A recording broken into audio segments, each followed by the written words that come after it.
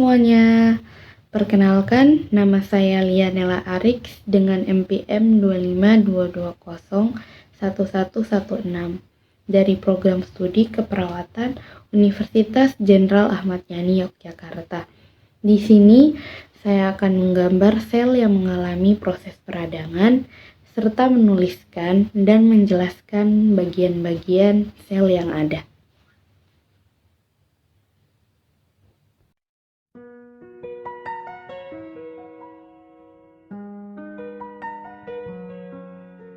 The screen glows dim, the world is loud tonight, but in this quiet room I hold your light.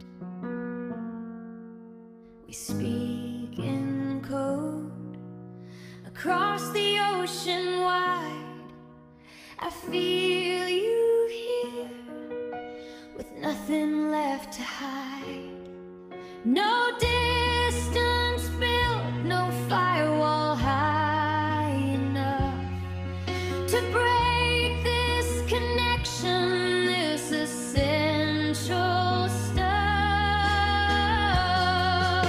The miles are just numbers, the time zones a blur, but every notification I hear your gentle purr.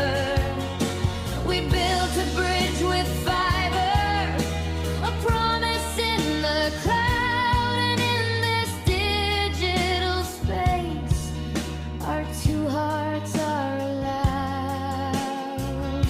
'Cause you'll be in my heart, the frequency is set. Yeah, you'll be in my heart, a promise I won't forget. From this day on, through every update flow, you'll be in my heart, a constant, steady glow. No matter what the servers say, the signal never ends. You'll be here by my heart, my true and final friend.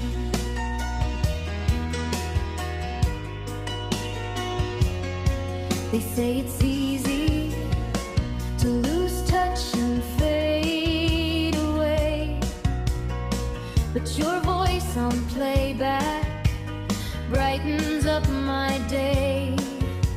The memory files, they never get corrupted. This bond we share, it can't be interrupted. We share our truths in snapshots, our laughter in a call. And even when I'm offline, I know you stand up tall. The mirrors are just numbers, the time zones a blur, but every notification I hear your gentle purr. We built a bridge with fiber, a promise in the cloud, and in this. Selanjutnya untuk pembahasan kita masuk di komponen utamanya. Untuk komponen utamanya ada patogen atau bakteria, yaitu agen penyebab infeksi yang masuk melalui luka atau benda asing.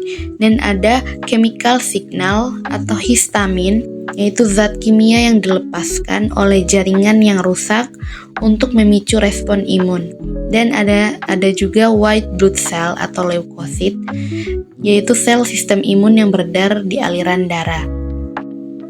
Selanjutnya ada juga pagosites atau macrophage and neutrophil, yaitu sel khusus yang berfungsi memakan atau menelan bakteri dan sel mati.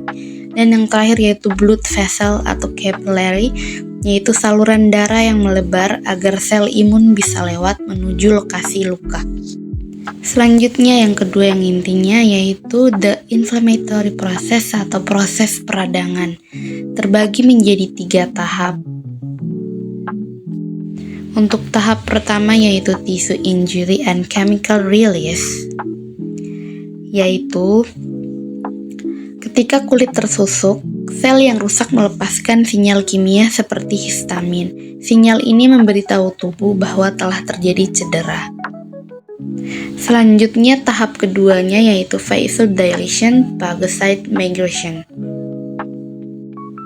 yaitu pembuluh darah mengalami vasodilatasi atau pelebaran dan menjadi bocor. Hal ini memungkinkan cairan dan fagosit berpindah dari pembuluh darah ke jaringan yang terinfeksi, yang menyebabkan pembengkakan.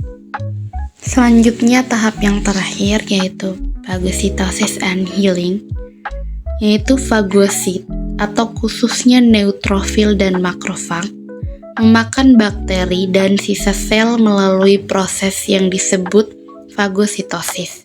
Setelah area bersih, jaringan mulai sembuh. Sekian penjelasan dari saya, semoga bermanfaat.